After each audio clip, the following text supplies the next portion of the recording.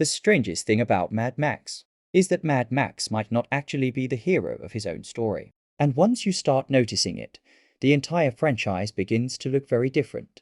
Because when people talk about Mad Max, Fury Road or the older Mad Max films, they usually describe Max as the legendary warrior of the wasteland, the lone survivor, the man who drives through chaos and somehow keeps living when everyone else dies. But if you go back and actually watch the movies carefully, something strange starts to appear. Max almost never behaves like the main hero at all. In fact, most of the time, the real story belongs to someone else. Take Mad Max, Fury Road, the film many fans consider the peak of the entire franchise. The movie is literally named after Max, yet when the story begins, he isn't leading anything. He's captured within the first minutes, dragged into Immortan Joe's war machine, and spends a large part of the opening act chained to the front of someone else's car. The real story starts somewhere else entirely. Furiosa is the one with the plan. Furiosa is the one trying to escape the Citadel. Furiosa is the one risking everything to save the wives and challenge the tyrant who controls the wasteland. Max enters that story almost by accident, like a wandering ghost crossing paths with someone else's destiny. And once he joins the escape, something even stranger happens. He still isn't the center of the story. He helps. He survives. He fights when he has to. But the emotional heart of the movie belongs to Furiosa. Her mission, her past, her desperate hope that the green place might still exist somewhere beyond the horizon. Max is important, but he almost feels like a catalyst rather than the hero himself. A man who appears in the middle of someone else's legend and quietly pushes it forward before disappearing again. And the same pattern shows up across the entire franchise. In Mad Max 2, the central story revolves around a small community trying to defend their oil refinery from marauders. In Mad Max Beyond Thunderdome, the focus shifts to a group of lost children searching for a future in a dying world. Again and again, the narrative doesn't really belong to Max. It belongs to the people he encounters. The survivors, the rebels, the ones trying to rebuild something in the middle of the wasteland. Max drifts through the stories like a silent observer who occasionally steps in at the exact moment when everything is about to collapse.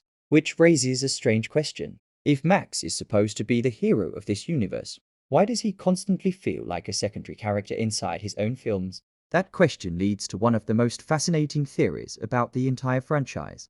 Because maybe the movies are hinting at something much bigger than a single wandering warrior. Maybe Mad Max was never meant to be just one man at all. Think about how the character is presented throughout the series. The timeline is strangely inconsistent.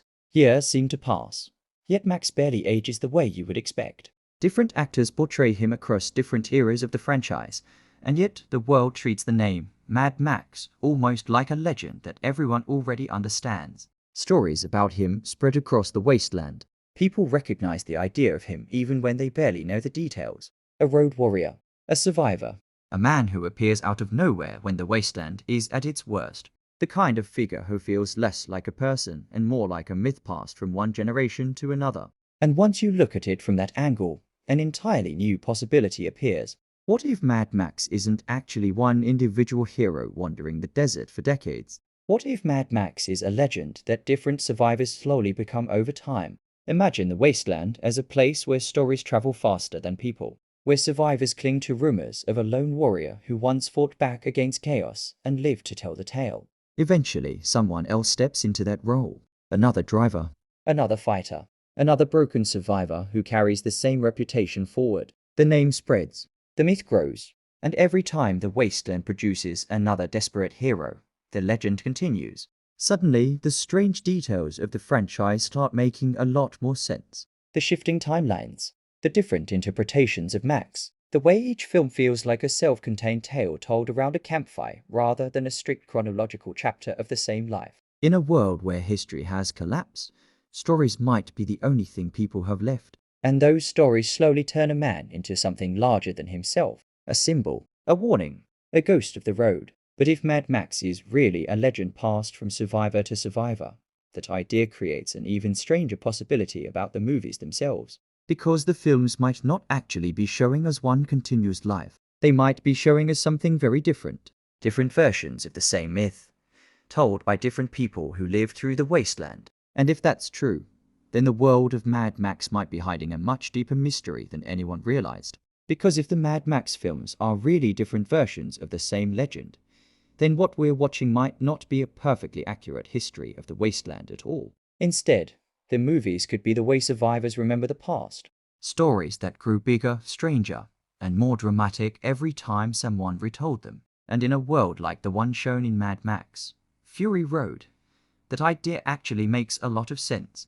The wasteland is not a place where people write books or preserve records. Cities are gone, governments have collapsed, and most of the technology that once kept history organized has disappeared. What survives instead are fragments, rumors, campfires, stories told by travelers who crossed the desert and somehow made it back alive. In that kind of world, stories don't stay perfectly accurate for very long. They evolve. One survivor tells a story about a mysterious road warrior who saved their convoy. Another person hears that story years later and adds something new. Maybe the warrior fought 10 raiders instead of 3. Maybe he drove through a sandstorm that swallowed an entire army. Maybe he appeared out of nowhere and vanished just as quickly. Over time, the details become bigger than the original event, until the story itself starts to matter more than the truth. And this is exactly how legends are born. A single act of survival becomes a symbol that other people believe in. And if you look carefully at how Max is portrayed across the franchise, it almost feels like the movies understand this. Max rarely explains his past. He rarely tells anyone who he really is. Most of the time he barely speaks at all. Instead, the world around him reacts to the idea of him. The silent road warrior. The man who keeps moving. The one survivor who never seems to die no matter how violent the wasteland becomes. That kind of reputation doesn't just belong to a person. It belongs to a legend. And that would explain something else that has always felt slightly strange about the franchise. The stories never fully connect in a clean timeline. Characters disappear. Locations change. Entire societies rise and fall between films without much explanation. In a normal cinematic universe, that might feel like a continuity problem. But if these movies are meant to represent different retellings of the Mad Max myth, those inconsistencies suddenly start to feel intentional. One storyteller remembers the warlords and the oil refinery. Another remembers the children lost in the desert.